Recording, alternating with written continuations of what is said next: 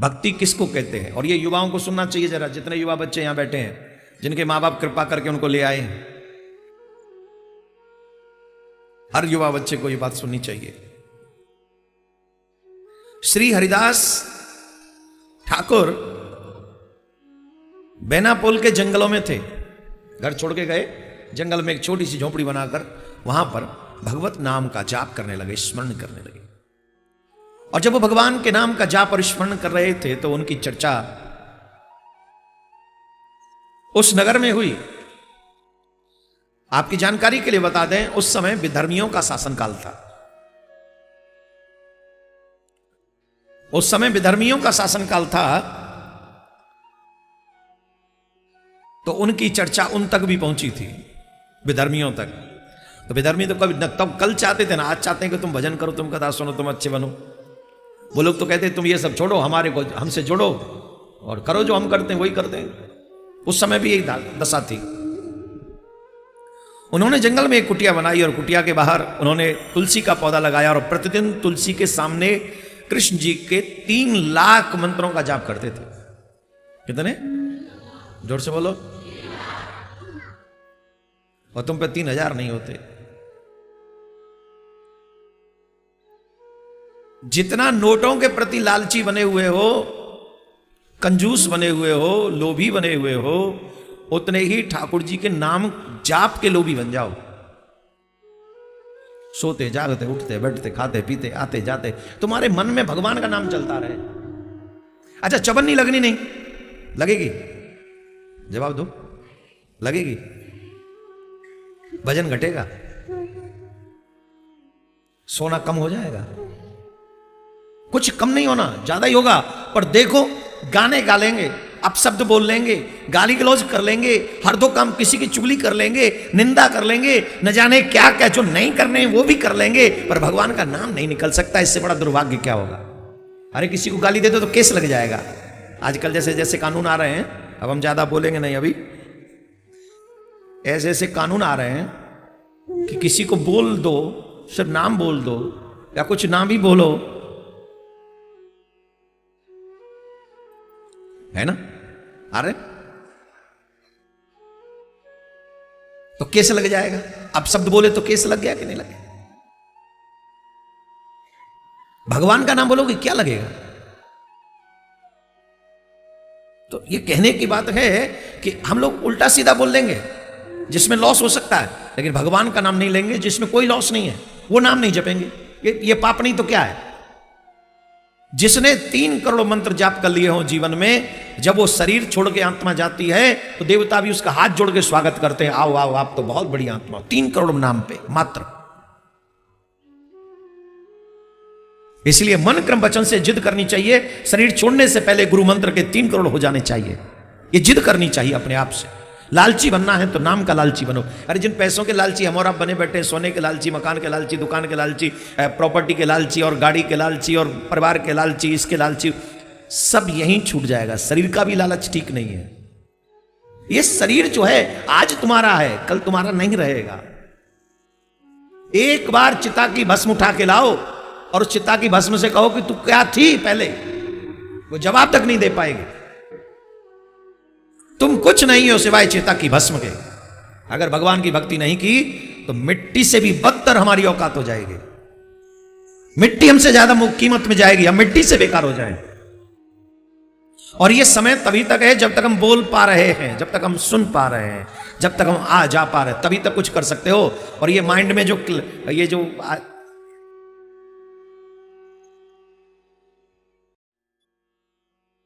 एक शब्द है अंग्रेजी में क्लेवर, हिंदी में क्या होगा क्लेवर का? है ये जो माइंड में चालाकी भर रखी है ना, भगवान के भजन करने से बचने के लिए, ये चालाकी जब तक जिंदे रहोगे तब तक तुम्ही को मूर्ख बनाने के काम आएंगे। वहां काम नहीं आएंगे ये चालाकी। वहां जब पूछा जाएगा, hello mister this is your भाई, बताओ नीचे तुमने क्या क्या कही। हमारे जो सेठ लोग होते बही रखते अपने काम काज की, उसमें सब हिस्सा, आजकल तो रखते कि नहीं पता नहीं, आजकल तो सब मोबाइल में ही रखते होंगे, बंद हो गया। हाँ आजकल तो सब उसमें सिस्टम में आ गया, सही है, सिस्टम है। तो बही तो यमराज के यहाँ तो अभी कंप्यूटर पहुंचा नहीं होगा आई थिंक। अब पुराणों में वहां कंप्यूटर का सिस्टम नहीं है, पर वहां ये पता है कि फिल्म की तरह एक पर्दे पे दिखा दिया जाता है पूरा जीवन चरित्र, टीवी स्क्रीन में लगी हुई है। जैसे ही पहुंचेंगे भी जीव पहुंचेगा, उसको बता दिया जाएगा कि दिस इज योर करेक्टर, ये तुम कर यू डिड। आप सामने देख रहे हैं करते हुए तो डिनाई कर ही नहीं सकते, तो सब करना पड़ता है।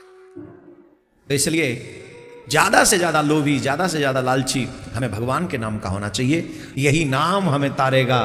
कलयुग में नाम से बड़ा कोई साधन नहीं है, कोई साधन नहीं। सबसे बड़ा साधन है नाम। तो श्री हरिदास ठाकुर जब वन में रह के कुटिया बना के और जो तुलसी के आगे 3 लाख मंत्र का जाप हर दिन करते हैं।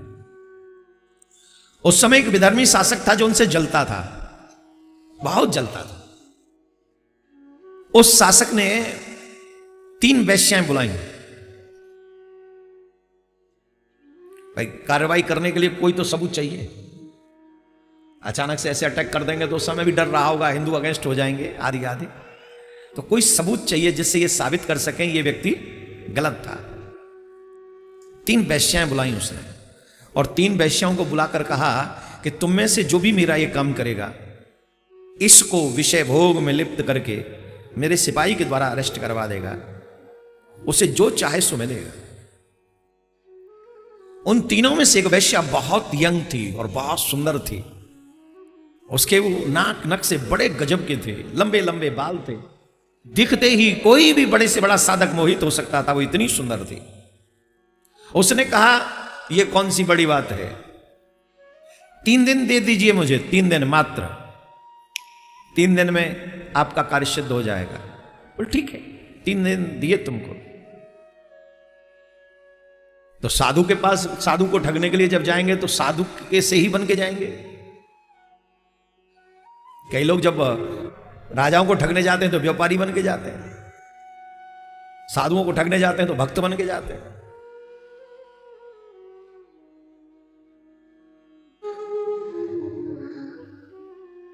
बहुत सुंदर थी वैश्या दिखने में, गोरा रंग था, नीली साड़ी पहन के गई थी, बाल खुले हुए थे। पहले जाके, अब बाबा तो झोपड़ी की क्या पट लगाना, शाम का समय था, तुलसी को प्रणाम करके मंत्र जाप कर रहे थे, नित्य का नियम पालन कर रहे थे। और जब नित्य का नियम पालन कर रहे थे, नाम जाप कर रहे थे, तो पहले वो वैश्या जो थी वो तुलसी को प्रणाम किया, फिर बाबा की चौखट को प्रणाम किया, और चौखट को प्रणाम करके जिधर बाबा मुख करके बैठे थे सामने जाके बैठ गई, अपने वस्त्रों को थोड़ा अस्त व्यस्त किया और बाबा को प्रणाम किया। और बाबा को देखते हुए बोली, तुम बहुत युवा हो और इस युवा अवस्था में ये जो आपका सौंदर्य है, इसे देखकर कोई भी आसक्त हो सकता है। मैं आपके द्वार पर आई हूं, मेरी याचना को स्वीकार करो, मेरा मन आपको चाहता है। श्री हरिदास ठाकुर ने मंत्र की माला पूरी करके कहा, आप मेरे द्वार पर आई हैं, द्वार पर आए हुए याचक की भावना को पूर्ण करना धर्म है, पर अभी मैंने अनुष्ठान ले रखा है, अभी मैं मंत्र जाप कंप्लीट कर लूं तब मैं आपकी भावना पूरी करने का प्रयास करूंगा। तब तक आप यहीं बैठिए और भगवान का नाम जाप सुनिए। इतना कहा, नेत्र बंद किए, जाप में फिर लग गए। वो थोड़ा सा अपना प्रयास करती रही, कभी बालों को यूं कर, कभी वस्त्रों को यूं कर, कभी छम छम कर, कभी खन खन कर, उसका जो प्रयास था वो जारी रहा। माला करते करते सूर्योदय हो गया, रात हो गई, रात के बाद सूर्योदय हो गया। सूर्योदय हुआ, देवी प्रणाम करके चली गई। उसने जाके कहा कि आज मेरी बात तो हो गई है, अब उसी से, विधर्मी से, शासक से हमारी बात तो हो गई है, लेकिन वो अपनी क्रियाओं में व्यस्त रहे, चिंता मत करो, आज हम बच नहीं सकेगा। दूसरे दिन फिर शाम हुई, फिर वो गई, फिर जाके प्रणाम किया, तुलसी को प्रणाम किया, बाबा को प्रणाम किया और बैठ गई। जब बाबा ने कहा कि हमने क्षमा चाहते हैं हम आपसे, कल आपकी भावना पूरी नहीं कर सके, पर नाम जप अधूरा रह गया था, इसलिए ये नाम जप पूरा करना है। अभी भी नाम जप रह गया है, थोड़ा थोड़ा आप भी नाम जप करना प्रारंभ करें, और जैसे ही नाम जप पूरा होगा हम आपकी भावना पूरी करेंगे। फिर वो उसी में लगी रही, लेकिन अब उसके मन में थोड़ी चेंजेस आ रही थी उस वातावरण के कारण, बाबा के नाम धुन के कारण, बाबा के ध्यान के कारण चेंज हो रहा था। जैसे आप लोगों का मन यहां के चेंज हो जाता है, बड़े से बड़ा पापी भी यहां के थोड़ा सा पॉजिटिव माइंड की ओर जाता है। बात तो सही कह रहे हैं, बात तो सही कह रहे हैं, बात तो सही कह रहे हैं, चाहे यहां से जाके फिर बदल जाए, पर ये इस स्थान का प्रभाव होता है, वो धीरे धीरे धीरे धीरे डाइवर्ट होता है, उसका माइंड सत्य की तरफ बढ़ता है, असत्य से भागता है। यहां बैठने का ये प्रभाव है। ये कथा है ना भगवान की। प्रतीक्षा करती रही, नाम जब चलता रहा, फिर सूर्योदय हुआ, फिर उठ के चली गई प्रणाम करके, फिर जाके कहा शासक से, आज भी नाम जब पूरा नहीं हुआ उनका, कल तो निश्चित, आज रात को तो जाके हम उनका आपका कार्य सिद्ध कर दें। तीसरे दिन फिर आई, फिर तुलसी को प्रणाम किया।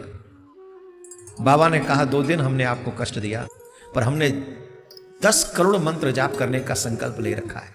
हमने सोचा था कल पूरा हो जाएगा, हमारा अनुष्ठान पूरा हो जाएगा, फिर हम आपकी भावना को निर्भीकता से मान पाएंगे, पर कल भी पूरा नहीं हो पाएगा, आज तो हो ही जाएगा, बस हम पर रुष्ट मत हुई है। इतना उन्होंने कहा कि वैश्या ने चरण पकड़ लिए, मैं क्षमा चाहती हूं आपसे, मैं बहुत बड़ा अधर्म कर रही थी। आप एक युवान सुंदर स्त्री को देखकर रात भर आपकी कुटिया में अकेली बैठी रही, और उसके बाद भी आपका मन कृष्ण में है, युवती में नहीं है। ऐसा वैराग्य युक्त जीवन मैंने नहीं देखा। मैं पापी हूं, मैं वैश्या हूं, मैं यहां विशेष प्रयोजन से आई हूं। यहां का शासक आपको बंदी बनाना चाहता है, उसी का कार्य सिद्ध करने में आई थी, परंतु मैं आपको बंदी नहीं बना सकी, आपने मेरे मन को बंदी बना लिया है।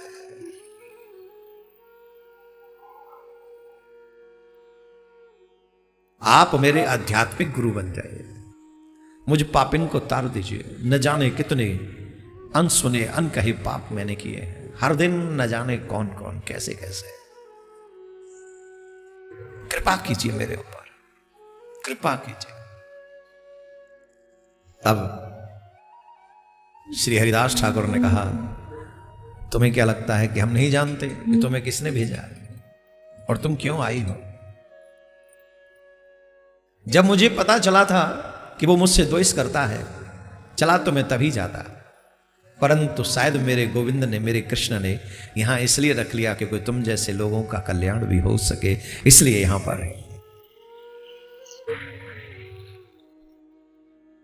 जोर से बोलना पड़ेगा, और जोर से बोलना।